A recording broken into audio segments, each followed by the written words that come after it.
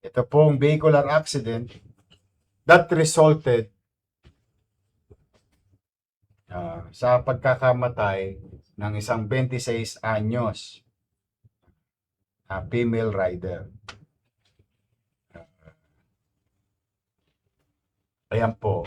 Maraming salamat sa taong bayan.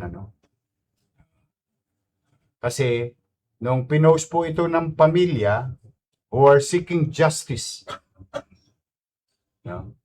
yung mga commentaries ng mga tao, maganda naman, itinag ako, tag ang tawag doon, no? Ayan, yung ganyan. Siya naman bagay na dumapo sa akin. Pagdapo naman sa akin, nung shinare ninyo, katulad ng sinasabi ko kanina, I was now informed. So immediately, ordered and shared the information to the head of traffic of Manila Police District through Major Apostol. Pinadala ko kagad sa kanila, kako siya sa atin, dahil humingi ng hustisya, dahil nangyari sa Maynila, bagamat taga Nabotas yung biktima, no? Dumadako lang. Halika rito, Major Santiago. Ikaw muna. Santiago, Apostol. General pala si Santiago. Siya po si Major Apostol. Pinorward ko sa kanya, that morning, the whole day, nagsiyasat sila, 10 ng kanyang mga kasama, at tinunton kasi walang CCTV doon sa area, which is a very good thing, no? Na magandang experience to. Baka pwede doon sa area na yun. But through the effort of NDTEU, Major Apostol at 10 ng kanyang mga kasama, napagtanto-tanto po. At effort na rin ng Northport, witness, eyewitness. Kagabi po, malugod naming ipaalam sa inyo, in a matter of few hours, na-resolve na po yung insidente. Ngayon po ay tangan-tangan na namin yung suspect. Ito po siya.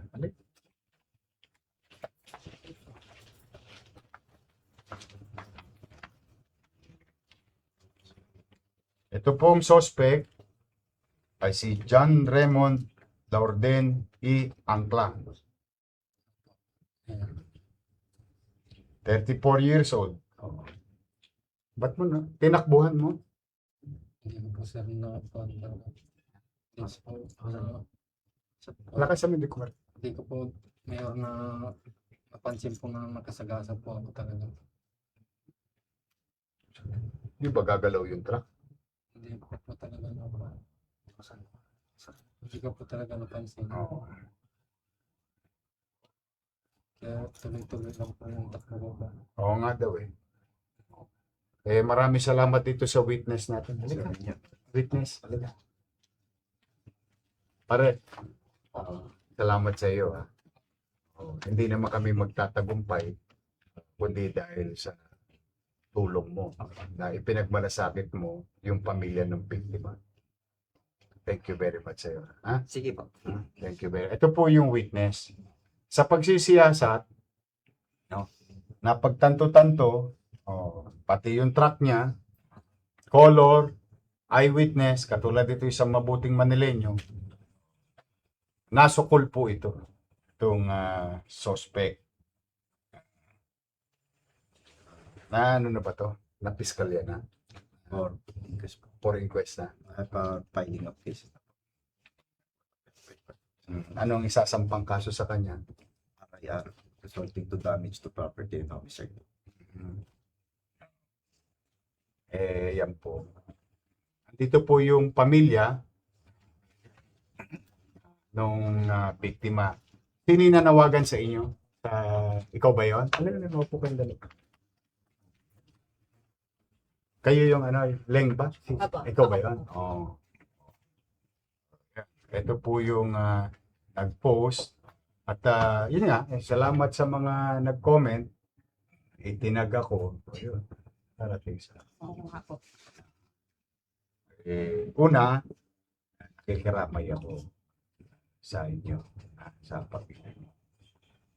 Pangalawa, malugod ko namang ipaalam na yung hustisyang hinahanap o hinahanap nyo,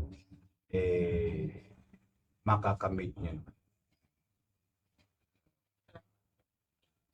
Salamat sa kanila.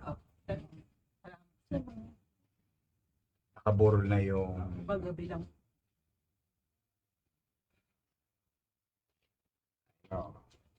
kanina pinag-uusapan namin. Buhay na may tatawid, buhay na matutunan. Ito, dito man lang, hustisya ang may pagkaloob namin sa inyo. Ayon na rin sa kahilingan ninyo. Masaya lang ako sa mga pulis ko nowadays. Minsan, 1 oras lang, minsan 5 oras lang, minsan maghapon lang, minsan 1 linggo, minsan 1 buwan, minsan 1 taon. But, katulad ng lagi kong sinasabi dito, pag ginawa nila yung krimen sa Maynila, hindi sila titigilan ng pamahalaang lungsod. Masaya lang kami na maibigay sa inyo ang hustisya nang hindi na kayo nagtatagal. Bago man lang mailibing yung mahal nyo sa buhay, makamit nyo na yun. Kapanatagan. O kayo nang bahala rito. Kung ano man ang inyong magiging aksyon sa susunod, ahayaan ko na kayo sa husgado. Opo. Mag-iingat kayo. Opo, maraming salamat po. Sige, huwag muna kayo alis after this. So ito po mga kababayan, gusto lamang namin na ipabatid sa inyo. Ngayon, maiintindihan nyo na ako. Ayan. Kailangan pa bang may mangyaring ganito sa mga truck driver at truck owner? Ngayon, naiintindihan nyo na ako kung bakit napakahigpit namin na kayo'y magtinong magmaneho sa Arten. O, una, kayo biktima ng mga gago doon, mga tolongges doon. O, inubos na namin. Napansin niyo kung meron man sumusubok-subok pa doon, malamang walang tamang pag-iisip yun dahil hindi po namin tinatantanan yung Arten. O, kaya lamang ang Arten ho, ay may hangganan po yun ha. Hanggang Smoky Mountain lang po ang Maynila. Baka lang po nagkakalituhan tayo. Kasi minsan may nakikita akong post, hindi naman namin maaksyonan kasi labas na po yun ng Maynila. Pero yung Arten na sa Maynila, nangaubos na yan. In protection of whom? Sa katulad niyang driver. Sa katulad na may-ari ng truck niya. Pinoproteksyonan namin sila na sila hindi gambalain ng mga kriminal o tolongges na kunin ang gamit nila o hold up and so on. Nanahimik yun, nanamlay yun. Pero hindi pa rin kami tumitigil ngayon. Baka may gusto pa sumubok, call lang kami. Pero for the meantime, modesty aside, nanamlay yun.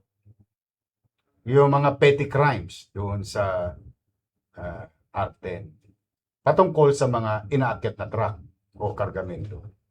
Pero, ano lagi kong pinakikiusap sa mga driver? Huwag kayong bumalagbag.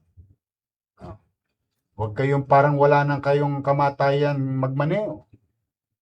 Balandra rito, balandra ro. Kaliwa dito, kaliwa. Nagagalit kayo pagka inuhuli namin kayo. Ng MTPB, ng MDTEU. Every may babalagbag mo yung katawan ng truck sa gitna ng park.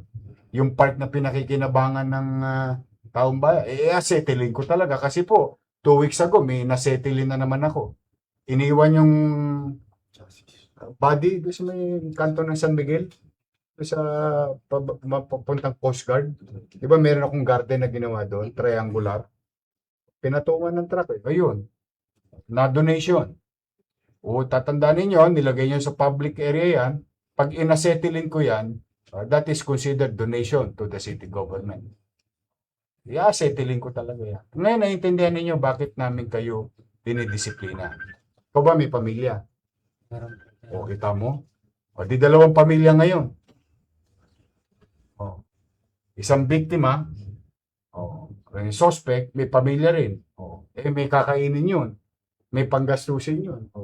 Yan yung Kaya kung minsan kala nyo, sirang plaka ko, pero talagang ang haba lang ng pasensya ko ipagpaalala sa inyo. Pag pumapasok kayo sa Maynila, kung saan man kayo galing, I remember, pumapasok kayo sa Maynila, magdisiplina kayo. Kasi ito yung mga bagay na iniiwasan natin. Maka-aksidente ka, toss gas. Buti kung gamit at gamit lang. Paano yung buhay? Ibabalik pa ba natin yung buhay? Wala na. Ngayon, yung kakaraping hirap ng pamilya mo. Although hindi matitimbang yung hapdi ng nararamdaman ng pamilya ng biktima. So ulit-ulitin ko, no? Pwede po kayo maghanap buhay sa Maynila. Kaya lamang, yung paghahanap buhay may kaakibat din pong responsibilidad. I hope it settles everything. Ito po, sa ating mga netizen. Thank you very much sa inyong pagmamalasakit. Lenga? Sino si Leng ba? Valencia Yung po. account mo. Valencia po kasi. Valencia. Yun.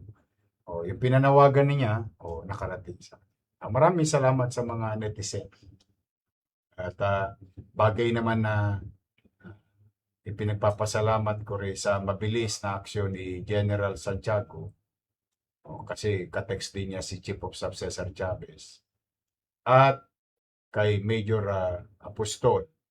Ito po, nasa likod ko. At 10 na kanyang mga kasama. Today, we're happy to be of service to deliver justice to the victim.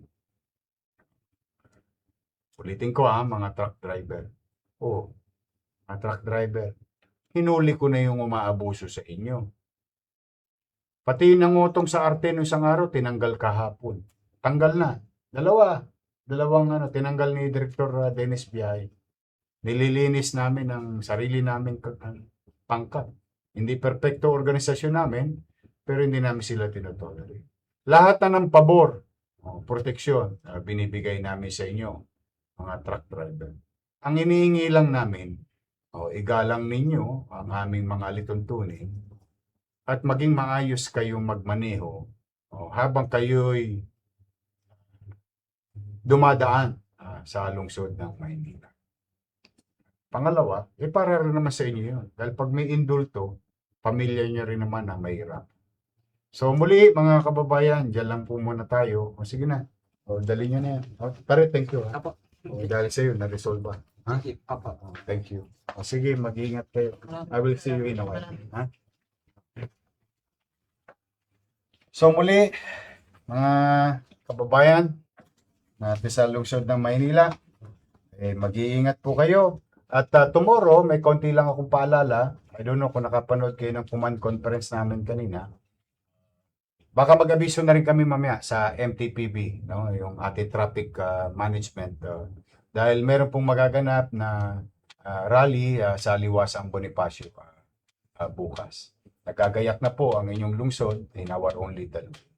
Sana naman na maging maayos muli yung nasabing rally tomorrow sa Liwasang Bonifacio. For now, mga nanay tatay ko, mga bata, I think sa Biyernes, first day naman ng kinder at grade 1 sa inyong Yormel.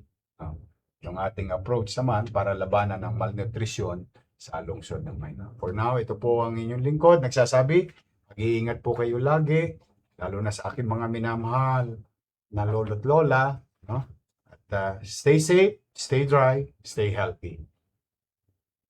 Maraming salamat at pagpalain nawa kayo ng buong may kapal. Manila, God first.